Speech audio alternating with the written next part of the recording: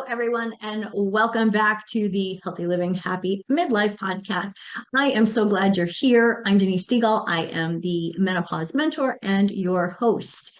So, today I would like you to pour yourself a cup of tea, get comfortable, because today we are talking about something that honestly changed my life. And I think it may change yours as well. What is that thing? Sleep, my friends. Now you're probably thinking, really, Denise? Sleep? A whole episode on sleep? Maybe that's it, right? But stick with me here, okay? Because this is this isn't really about getting more hours in bed. Like, make sure you are in bed between this time and this time. It's not really about that. It's about so much more. So this is truly one of the most profound acts of, bear with me, self-love that you can practice. And trust me, after 17 years of navigating menopause, I've learned a thing or two, or 10 or 20 or 50 about what our bodies really need. And truly, this is essential. This is vital to everything else that you are doing in life. So let me ask you something. When you think of the phrase self-love, what comes to mind? Maybe it's a spa day that you keep promising yourself, right? A glass of wine out with the girls. Kind of like one of those times you're like, you get all the girls together and, you guys crack up and you're laughing like to the point where you're like, your belly hurts, right? Belly laughs, right? Maybe it's finally saying no without guilt that follows you around for 3 days, right? You say no to something, oh, but somebody really wants you to do it, but you're like, oh no, sorry, I can't. And then, oh my God, for the next 3 days, you're going, maybe I hurt their feelings, right? And all of a sudden it's about them and not you, right?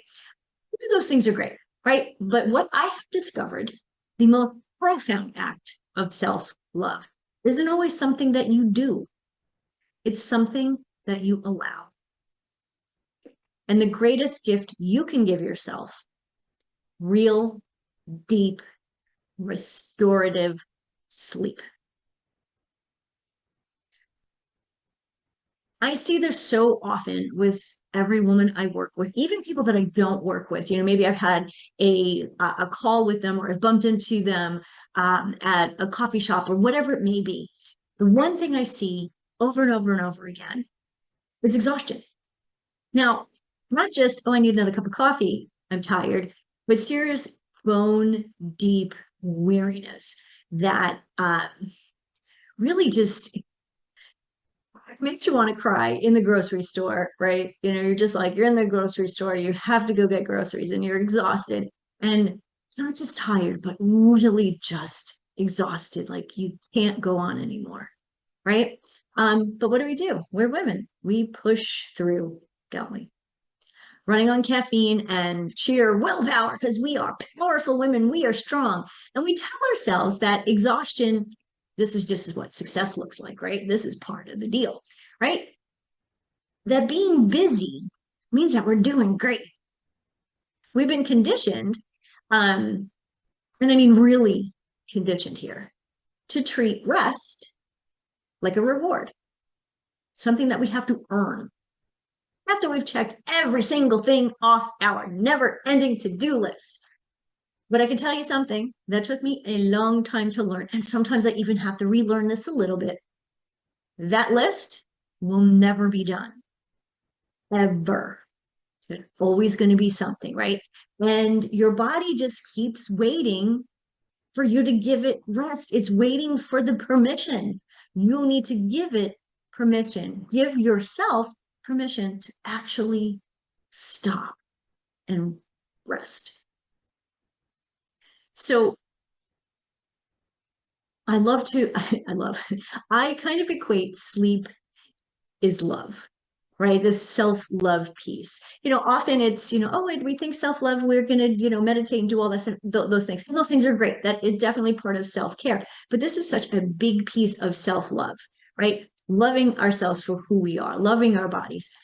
Loving our bodies, well, if you really need to hear this, loving your body, you need to sleep, right?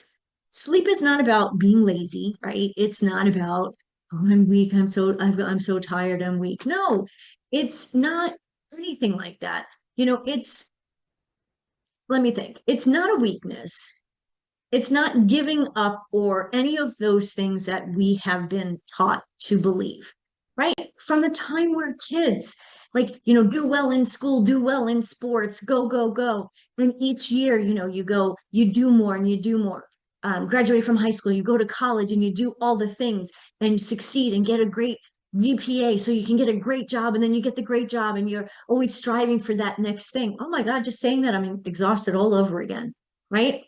Sleep, though, is the foundation of everything your body does to heal and balance itself. No wonder why we're feeling so out of balance and out of touch with ourselves, our family, our friends, even with nature, right? While you're sleeping, and I mean, when you're really sleeping, not restless tossing and turning that we've kind of gotten used to, right? Because our brain is processing all of the emotions that you've stuffed down during the day, right? You're at a meeting, somebody says something, you're a little embarrassed, but you're still in this meeting, you kind of just repress it, or, somebody says something mean to you or flips you off when you're driving, on the highway, those things, right? So when you're sleeping, your hormones are resetting also. At least they're trying to. Your cells are literally repairing themselves, right? Your nervous system finally gets to exhale when you sleep. And if you're not sleeping, what's not happening? So think of sleep as your body's nightly love letter to you. It's the moment that your body restores everything you've been depleting. You've restores everything you have depleted, right? While juggling work, family, maybe it's aging parents, and everything else that's on your plate. You always think of it as like at the circus. There's a guy that's juggling all these plates, or he's spinning all these plates, right? And at some point, something happens, and one comes crashing down, and then one comes crashing down, and then so do the rest of them, right? If we don't give our nervous system a chance to relax and rejuvenate, we're the person dropping the plates, right? If you are in perimenopause or menopause, now of course perimenopause are those years leading up to the menopause year, menopause being that 12-month anniversary not having a period. So menopause actually is one day of your life. And though we talk about it like the menopause, like that it's this whole big thing, when the actual definition is one day. Really what we're talking about is perimenopause. Okay. So obviously if you are listening to this podcast, chances are you're in perimenopause, and that love letter that I mentioned gets interrupted night after night after night, right? My flashes wake you up 2 o'clock in the morning, you're drenched. Maybe this happens 2 or three times a night, right? 3:30 in the morning, your brain decides to wake up, and it's a perfect time to replay every freaking awkward conversation that you have had. Maybe that day, maybe 20 years ago. Remember that argument that you really wish you'd won with that old ex-boyfriend? Yeah, all those years ago, it needs to go, right? Restful sleep starts with feeling like something that happened in another lifetime, like when you were a little kid. I remember when I was little, and my sister and I would go with my mom and dad to our Auntie Betty and Uncle Ken's house, and we'd have dinner. And then because we were little kids, they'd put us in the TV room, and we more often than not fell asleep in the TV room. And then somehow magically we would wake up the next morning in our own beds. Wow, that's the kind of sleep that I am talking about, right? So here's what I want you to know. And I really mean this, okay? This stage of life doesn't have to mean restless nights forever. Understanding what's actually happening in your body and responding with care, love, instead of criticism is one of the most powerful acts of self-love you can practice. Let me tell you something that I see all the time. There's a connection between how we rest and how we value ourselves. It's subtle, but it is powerful. So many of us spend decades in doer mode, right? I mean, doing things is great. I love to do things. I like to travel. I like to do all the things that, I can. I like going to concerts. We were just at one the other night, right? We're working on a career. We're taking care of kids. We're doing, right? Taking care of everybody else, crushing our goals. Yeah, I love that. Building careers. Okay, I'm in my mid 50s. I'm still building a career, right? Continually doing this. Again, keeping those plates spinning. But somewhere along the line, we've allowed the exhaustion that all of this equates to is like a badge of honor. I can do one more thing, even though I've slept 3 hours last night. I'm going to keep going. Oh boy, right? We wear our fatigue like a medal. It proves what? Nothing. It proves we're dedicated to what? Sure, we're good mothers, we're good employees, we're good daughters, right? We're dedicated. We can be dedicated without fatigue and exhaustion. But, however, exhaustion is not a measure of how much you care about everything and everyone, right? It is actually a warning light or a warning signal on your dashboard, flashing red, right? Bloop, bloop, bloop, bloop, bloop, begging you to pull over, right? We've seen that before. You're driving down the highway and all of a sudden some random light comes on, your engine light comes on, and you think, oh, shoot, what's going on? I better pull over before my car just stops in the middle of the road. Guess what? That can actually happen to your body, right? When you let yourself rest, and again, really rest, you're not being selfish. You're actually honoring yourself, right? Rest is a boundary that says, I matter. My body deserves care. My peace is important too.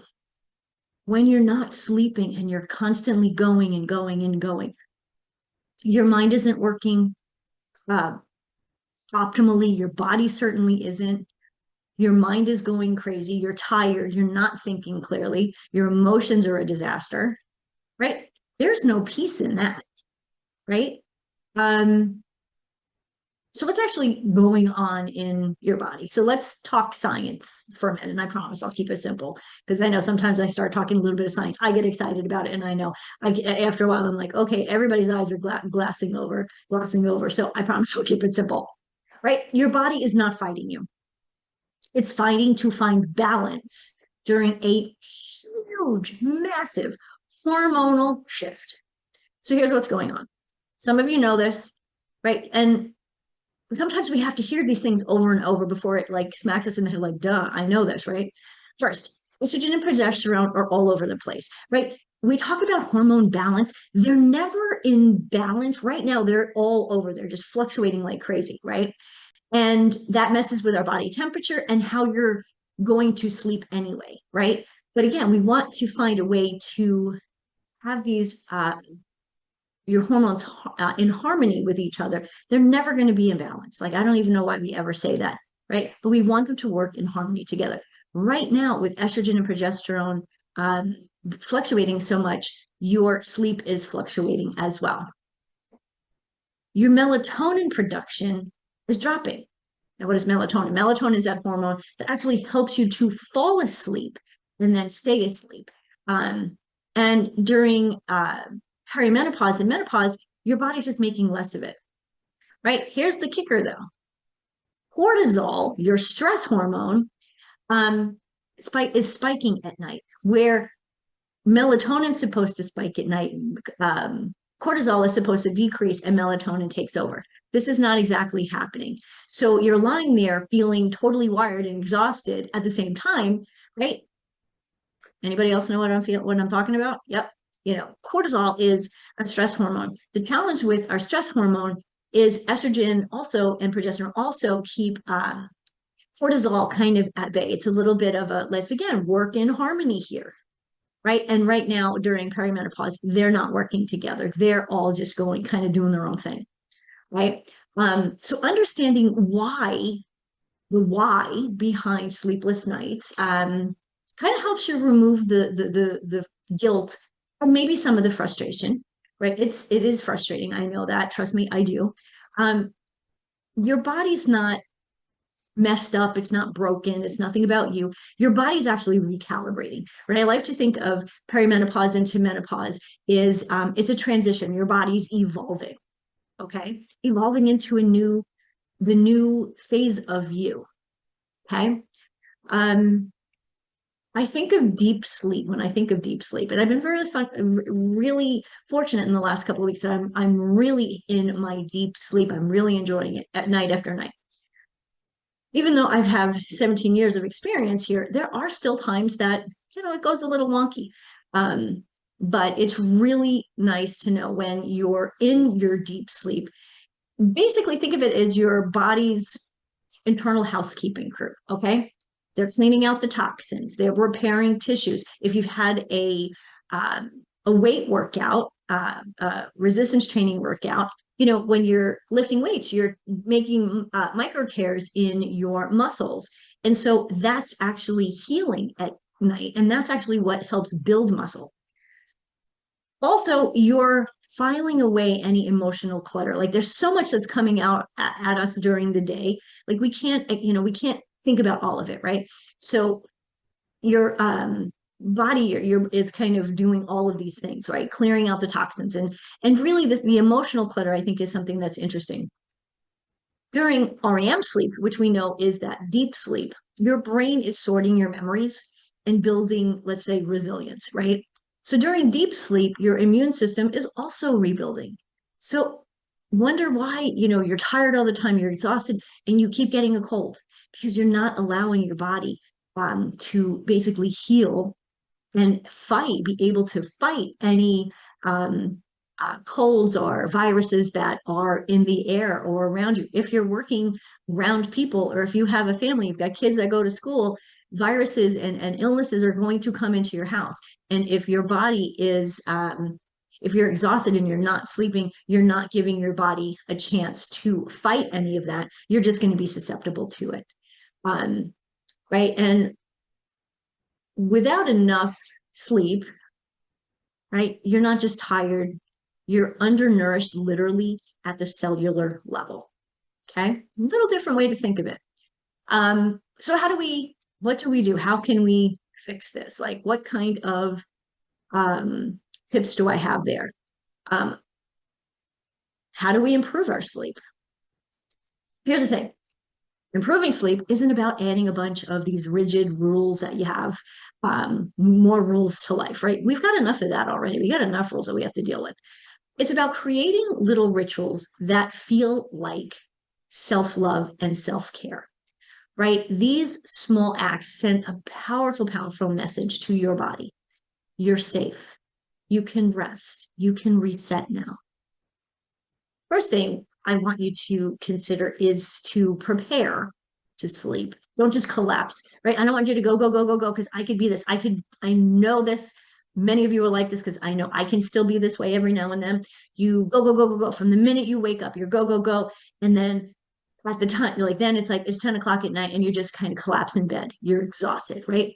Instead, I want you to create a gentle wind down routine, whatever that is. Maybe it's dimming the lights. Maybe it's doing some nidra yoga, some yoga stretches, simple stretches that are calming. Have some chamomile tea. Um, Give your body a signal that it's time to shift gears, right? If you're go, go, go, go, go, and you're like, okay, I'm going to sleep now. Well, no wonder why your brain is going, okay, I'm not really ready to sleep yet, right? You wouldn't expect your car to go from 70 miles an hour to a complete stop, like on a dime, would you? I guess it depends what kind of car you have. But even in my Mercedes, I know I cannot do that. Your body needs this transition too, right? You see a red light. You're like, oh, I'm going 55 miles an hour. There's a red light up here. I need to slow down before I can stop. Okay. So just think of it that way. I want you to set boundaries around your peace of mind. So what is it? So after 6 o'clock, I do not look at email. I do not look at social media. And if my phone rings, unless it's a family member or a friend, I don't answer it. Why?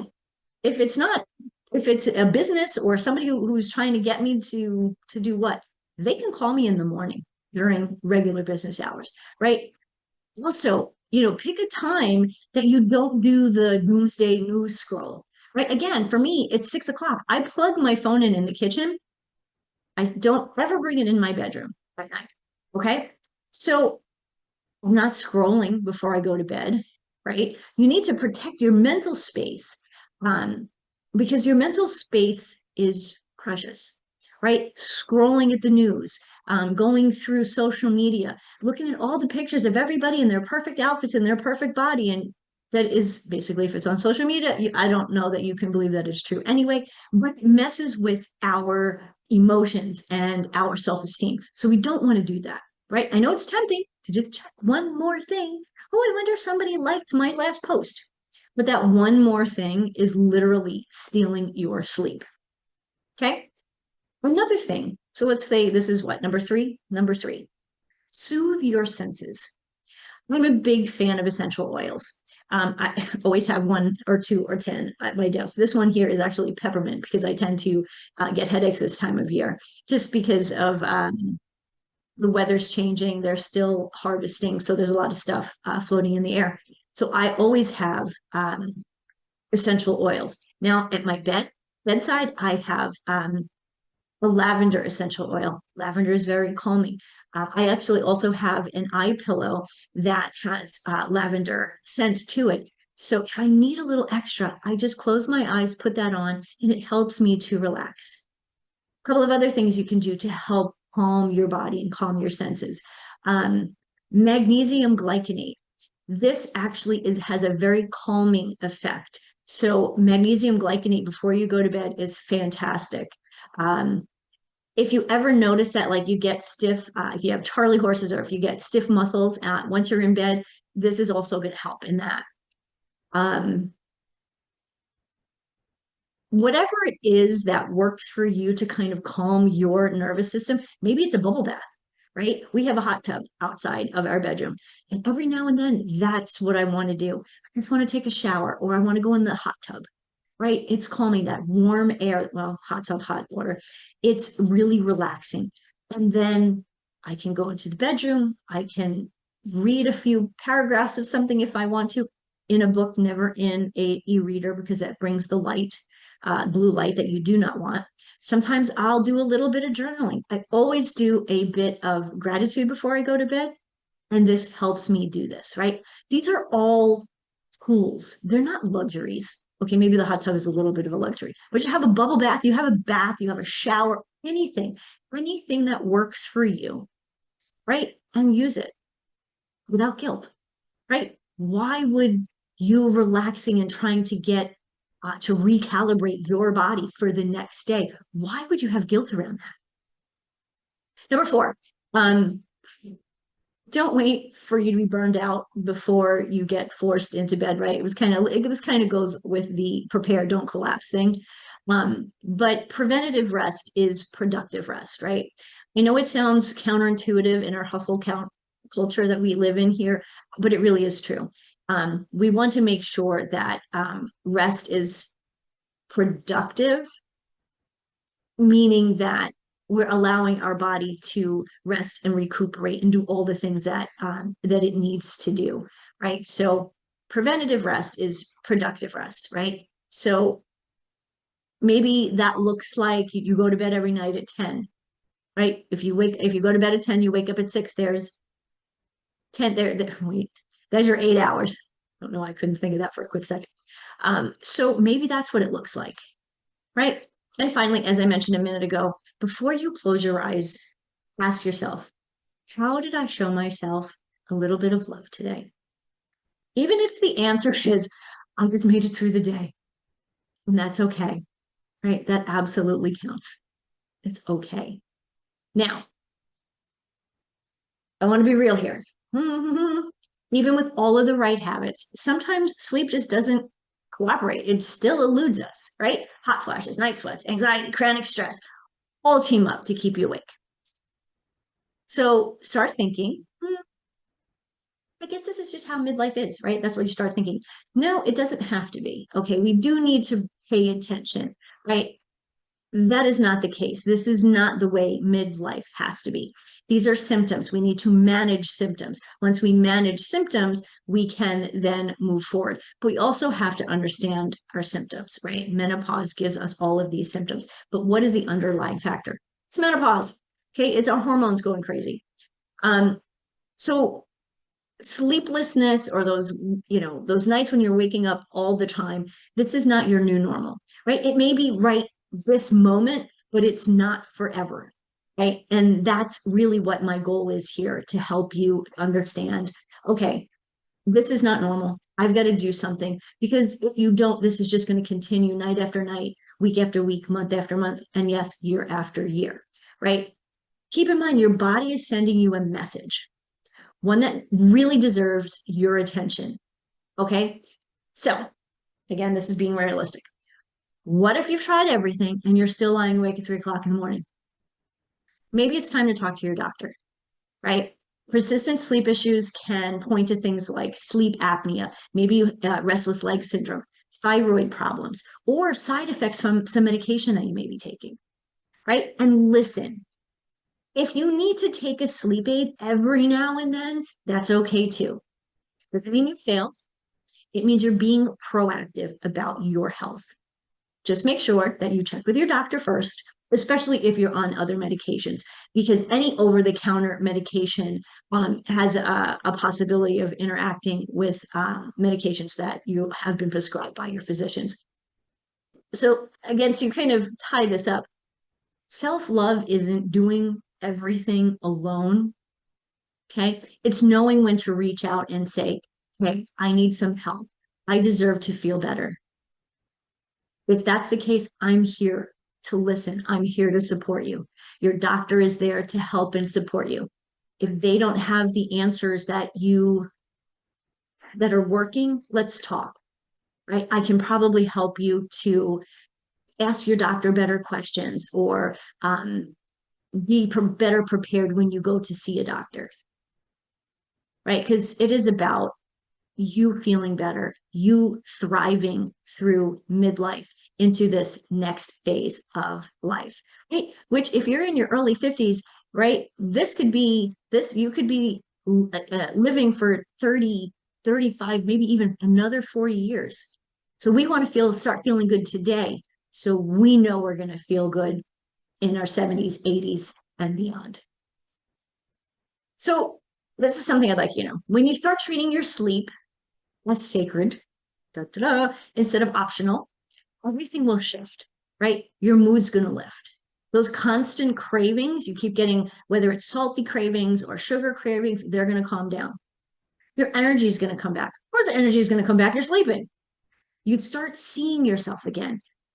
And what's possible for you, kind of with a fresh set of eyes. Why? Because they're not so tired and you're not rubbing them all the time, right? When you're rested, you are radiant. You make better decisions. You love more deeply. Love yourself, love others. And you can handle life's curveballs with grace, instead of just gritting your teeth to survive, right? You can let things roll off your back a lot easier. It's so much easier to respond as opposed to react when you have a good night's sleep and you're in the right frame of mind. And sleep it's not just your body's repair mechanism, right? We've talked about that. It's actually your spirit's way of saying, I am ready to rise again. I am ready to feel good. I am ready to do great things and enjoy every day of my life. So today, or tonight, I want you to give yourself permission to rest. Not because you've earned it, by checking off all things on your to-do list, because that's going to grow, but honestly, because you are worthy of it. Period. Okay?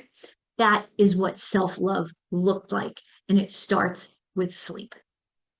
So, my friends, if your nights are restless and your energy is running on fumes, I want to help. Through my program, the Midlife Metabolic Flip, I work with women just like you to restore sleep, rebalance hormones, or get them to at least work together, harmonize together naturally. And we wake up feeling They wake up feeling like themselves again. No extreme diets, no punishing workouts, just real sustainable changes that actually work. I am offering some free strategy calls. I have that link in the show notes. And also there's a link to the information about the midlife metabolic flip. It tells you everything about the program. There's even a link to register. If you're ready, just go for it and let's get you back in bed, sleeping through the night, waking, rested, and ready to tackle the day. So thank you so much for being here. Take good care of yourself. Go get some rest. And until next time, I leave you with this. As always, healthy living, happy midlife. I'll see you next time. Thank you for joining me for another episode of Healthy Living, Happy Midlife. My hope is that today's conversation left you inspired, encouraged, and ready to take the next step toward creating a vibrant, fulfilling life that you deserve. Remember, you don't have to settle for fatigue, brain fog, or frustration. Midlife is not the end of your story. It's the doorway to your next best chapter. And I'm here to help you walk through it with energy, with confidence, and with joy. So if you're ready to take this journey further, I invite you to schedule a free strategy call with me. The link is in the show notes. And together we'll design a plan that works for you at this time in your life, for your body. So be sure to subscribe, rate, and review your show, the show on your favorite podcast platform. Catch the video version on YouTube so you never miss another episode. Share it with a friend who needs to hear that midlife can truly be the most powerful season of her life. Until next time, I'm Denise Stegall, reminding you that healthy living, happy midlife is just possible. It's yours for the